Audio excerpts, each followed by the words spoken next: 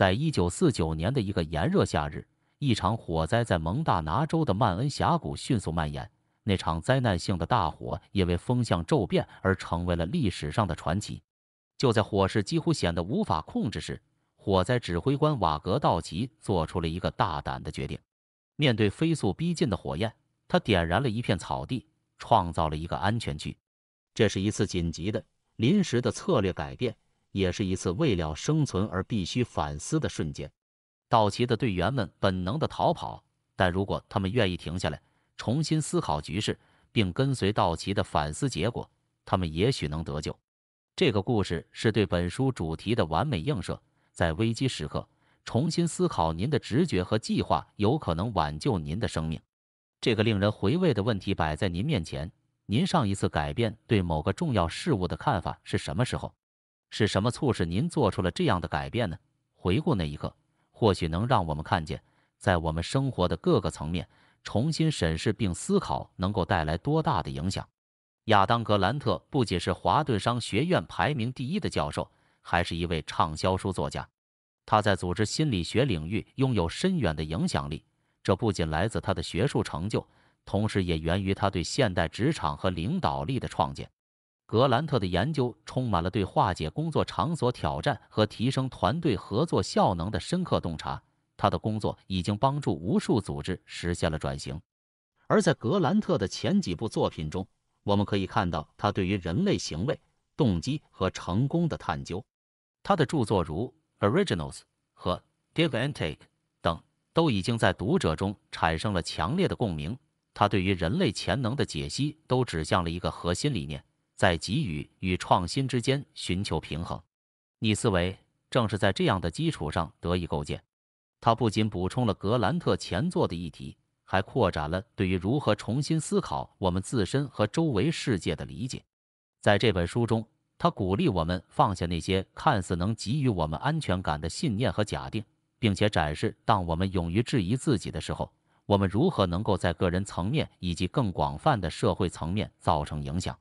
这是一次深入人心的思想旅程，不但挑战了我们的心智模式，也提供了一系列行动上的策略，帮助我们在不断变化的世界中脱颖而出。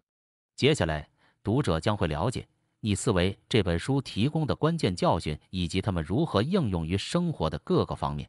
我们将探索格兰特如何指引我们以新的眼光看待错误和挑战，并使用那些观点来促进个人成长和提高工作效能。您可以期待从中得到实用的建议。这些建议将帮助您在工作和日常生活中培养一种更灵活、更开放的思维方式。从逆思维中学到的第一堂课是怀疑的价值以及拥抱错误的重要性。在这一章节中，作者不将怀疑视为一种弱点，相反的，他认为这是促进智力成长的强大工具。他鼓励读者质疑自己的假设和信念，通过提问来挑战既定思维。这种方式能让我们对想法进行更深层的探索，从而加强决策过程。在过去，我们经常被教导要自信，避免表示怀疑，因为这被视为不确定和脆弱的表现。然而，格兰特挑战这种观点，提出一个反思的态度，不仅对于个人的发展至关重要，而且也是推动社会进步的关键。当我们勇于承认错误，并将其视为学习和进步的机会时，我们能开始解开固有想法的枷锁，让自己的思维更加开阔。格兰特通过一系列的例子，证明了承认错误的转化力量是如何在真实世界中带来显著的成就。其中一个例子是 NASA 在航天挑战中的经历。在一次任务失败后， NASA 进行了全面的检讨，并从错误中学习，这最终导致了他们在后续任务中的成功。他们没有遮掩失败，而是公开承认并找到根本原因。这种改正错误的文化帮助 NASA 在太空探索方面取得突破性进展。不仅在航太领域，在商业领域里也有类似的故事。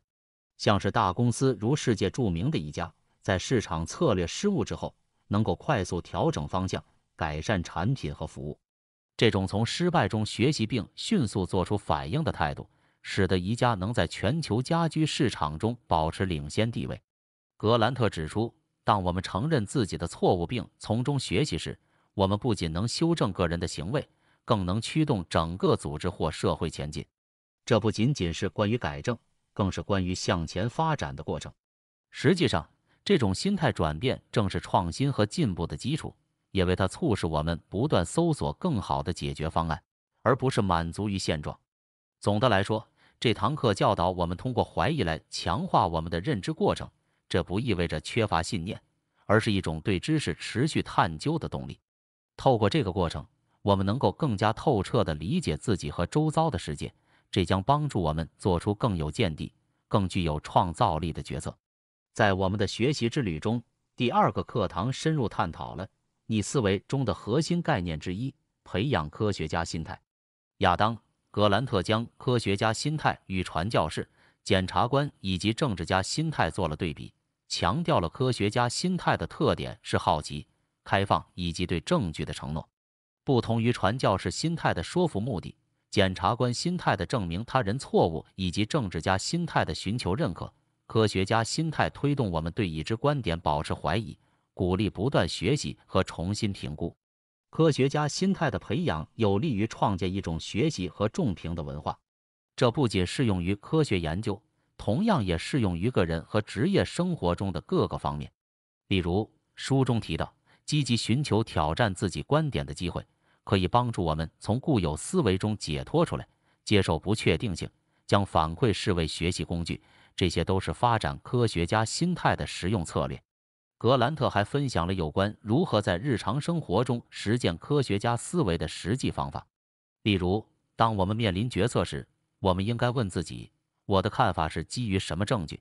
这样的问题促使我们去寻找和评估证据，而不仅仅是依赖直觉或经验。在专业场合中，当提出一个计划或想法时，积极寻求同事的挑战和批评，可以帮助揭露盲点并改进计划。书中的一个实际例子涉及著名动画制作公司皮克斯，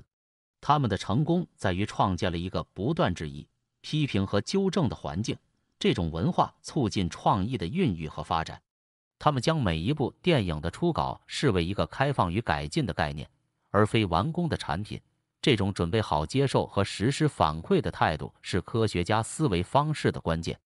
这堂课的核心观点是，当我们承认知识是不断变化和进化的，并且我们也愿意在这一过程中持续学习和成长，我们就能发展出更为精进的决策技巧和问题解决能力。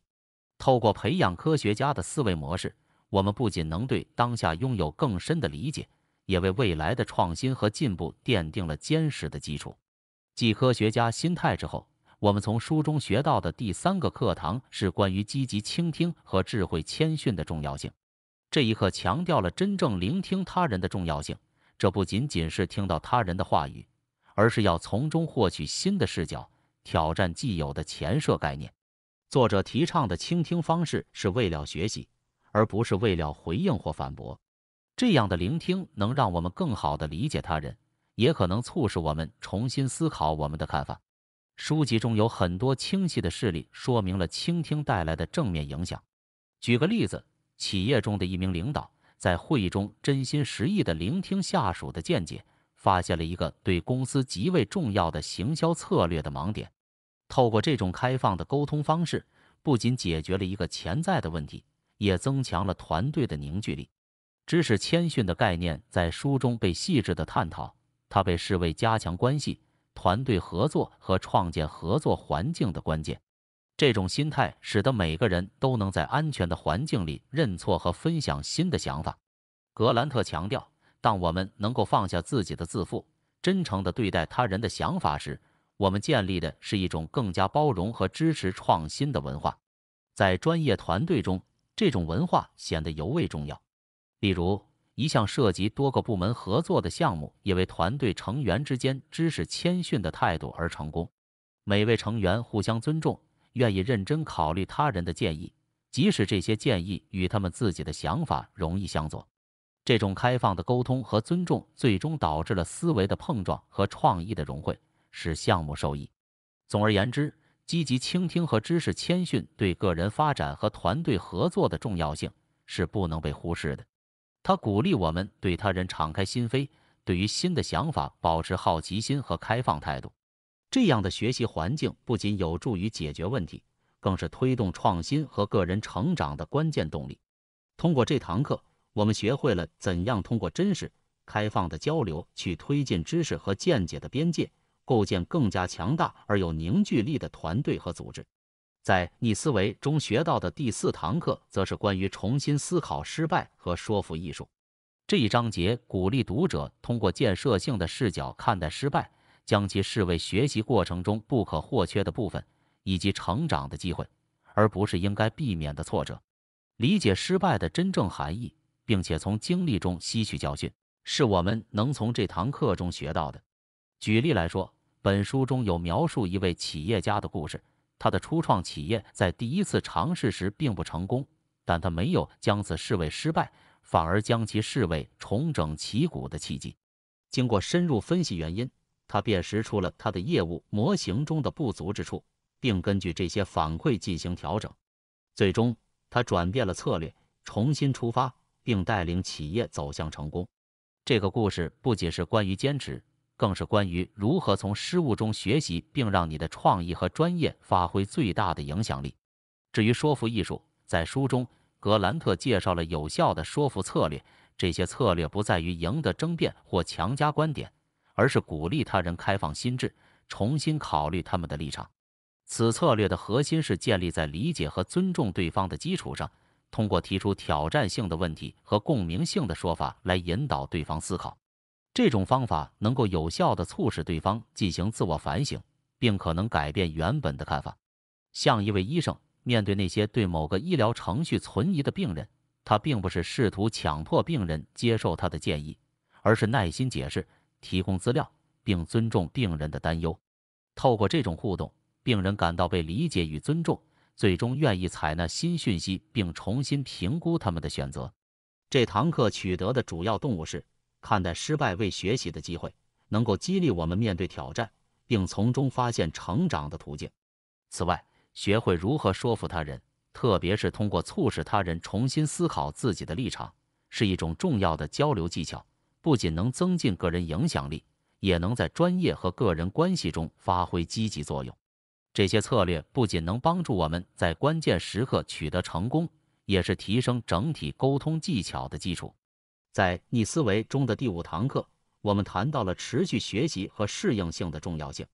在这个快速变化的世界里，无论在个人生活还是职业领域，持续的学习和适应能力都是必不可少的。随着科技的飞速发展和社会的不断变革，我们需要不停地更新我们的知识和技能，才能处于不断变化的环境中保持竞争力和效率。本书强调了持续学习的价值，提到了一些可以提升个人适应能力的实际方法，其中包括培养好奇心、寻求多元化的观点，以及将变化视作成长的机会。这些方法鼓励我们保持思想的灵活性和开放性，愿意探索和接受新的经验和想法。例如，书中提到一个专业人士的例子，他为了保持在产业中的相关性，不断地学习新的技术与趋势，透过参加行业会议、阅读最新出版的书籍及文章和积极交流，使他能够及时把握住行业变化的脉搏。他的故事展示了通过持续的学习和个人努力，我们不仅可以适应变化，还可以预见到变化并为之做出准备。此外，本书亦指出，在寻求多元化的观点时，我们可以扩展视野，学会从不同角度理解问题。这不但有助于思维的灵活性，也有助于发现新的解决方案。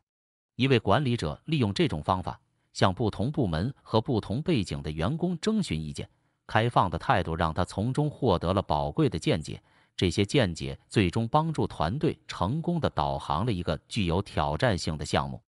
适应能力在生活中也同样重要。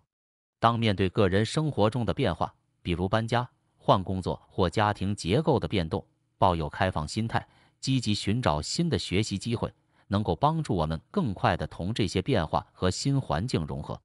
综合来看，持续的学习和良好的适应能力都是培养成功和满足感所不可或缺的。这堂课让我们认识到，无论是在职业生涯还是在日常生活中，这些技能都能让我们应对不确定性，并从中寻找到成长和进步的机会。透过不断学习和保持灵活适应的心态，我们可以肯定地面对未来的挑战，并在不断变化的世界中继续茁壮成长。